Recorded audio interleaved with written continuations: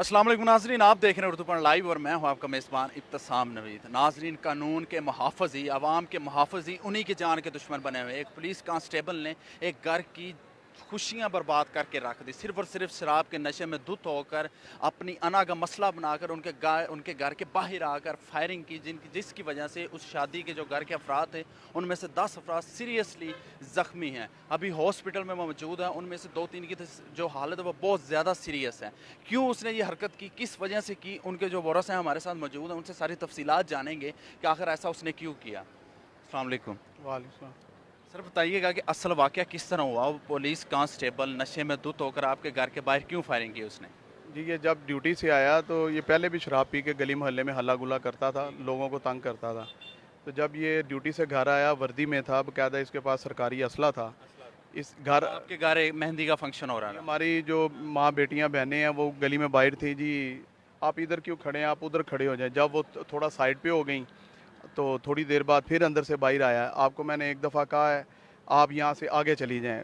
तो मामू मेरे ने कहा यार हमारा दरवाज़ा है, हमारा घर है, वो अपने घर के पास खड़ी हैं, आपके घर के पास नहीं खड़ी। तो आगे से गाली गलूच निकालने लग गया।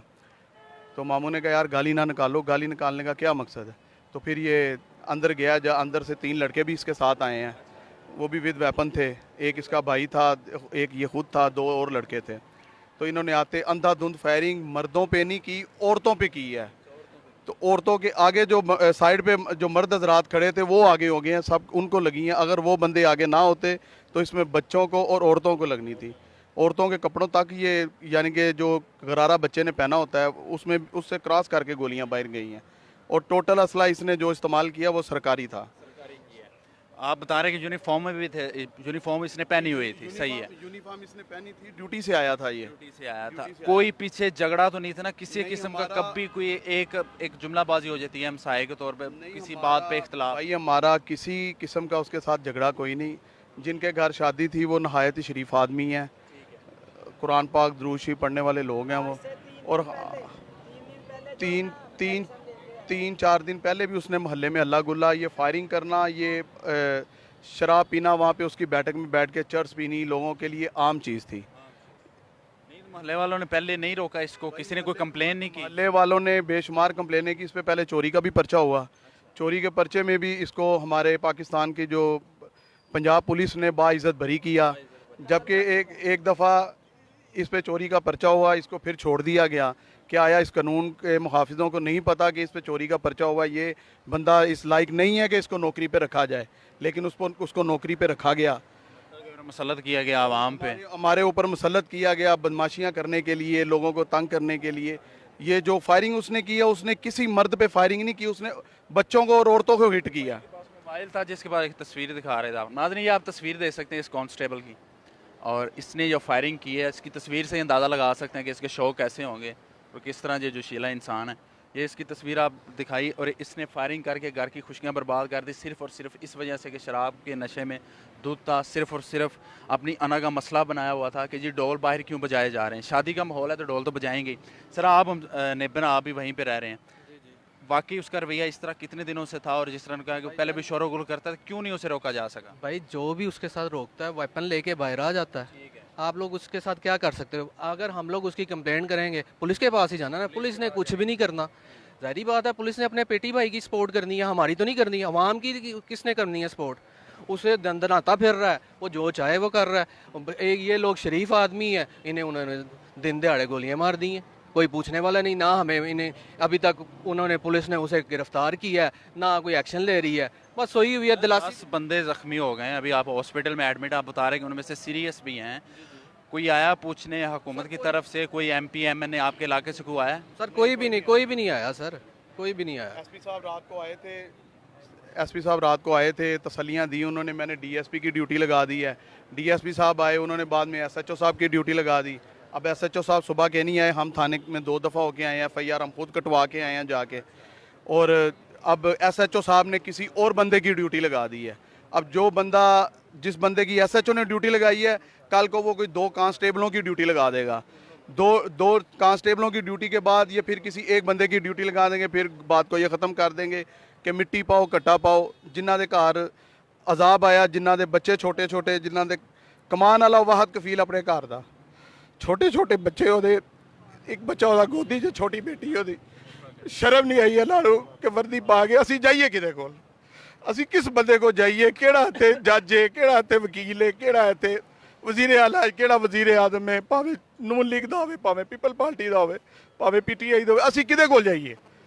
ਸਾਨੂੰ ਤੇ ਉਂਝ ਹੀ ਜ਼ਹਿਰ ਦੇ ਕੇ ਮਾਰ ਦਿਓ ਲੋਕਾਂ ਨੂੰ। तहरीक इंसाफ की हुकूमत है, तहरीक इंसाफ तो पुलिस कल्चर चेंज करने लगे, तब्दील करने जा रहे थे। हुआ तब्दील? आप बताएं सर, हुआ तब्दील? तब्दील कुछ भी नहीं हुआ सर। जो पहले लगे हुए थे ना SHO, जो नून लीग के चहेते हैं वही लगे हुए हैं, और ये जो SHO है ये भी उन्हीं का ही है। इसने इनको तसल्ली ही झूठी देनी है, इसने करना कुछ नहीं है। गिरफ्तार क्यों नहीं किया अभी तक? सर ये तो SHO ही बता सकता है, मैं तो कैसे बता सकता हूँ?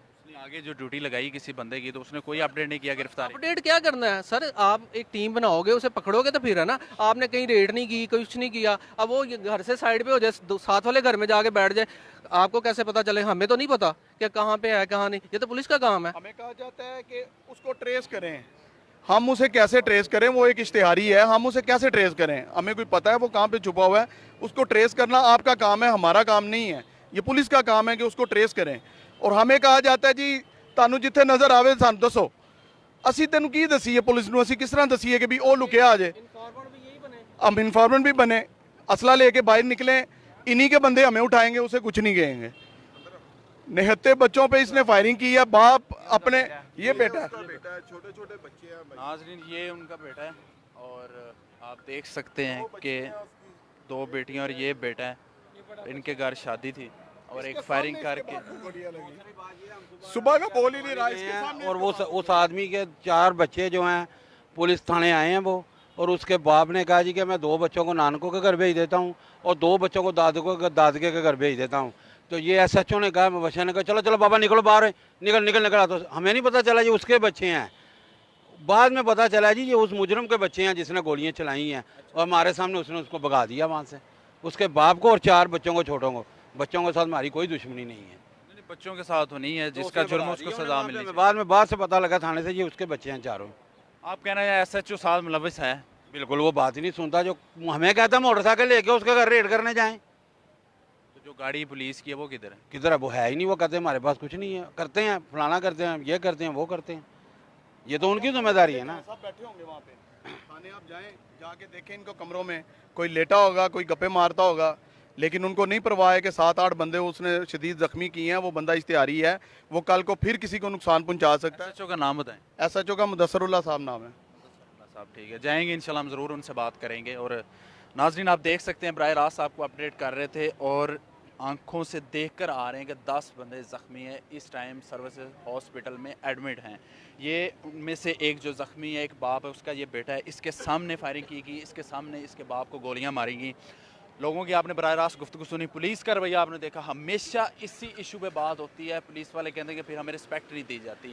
आप कानून के मुहाफ़िज़ हैं, आपने आवाम की हिफाजत के लिए आप उनकी बात तो सुने। आप इन्हीं आवाम के पैसों के टैक्स के पैसों से आप ज़िंदगी गुजार रहे हैं, आप पैसे वसूल करते हैं, सैलरीज लेते हैं, अमारात लेते हैं, लेकिन आप उनकी बात तो सुने, उन्हें इज़्ज़त तो दें। दिन रात में नशे में धुत एक पुलिस कांस्टेबल कानून की धज्जियाँ उड़ा रहा है और आप उसको गिरफ्तार नहीं कर रहे, और अगर उसको गिरफ्तार कर रहे हो तो आप उनको कह रहे हैं कि आप हमें ट्रेस आउट करके दें, तो आप किस लिए हैं? आप उनको कह रहे हैं कि आप अपनी बाइक लेके आएँ और हम चलें उनको गिरफ्तार करने, रेड करने चलें।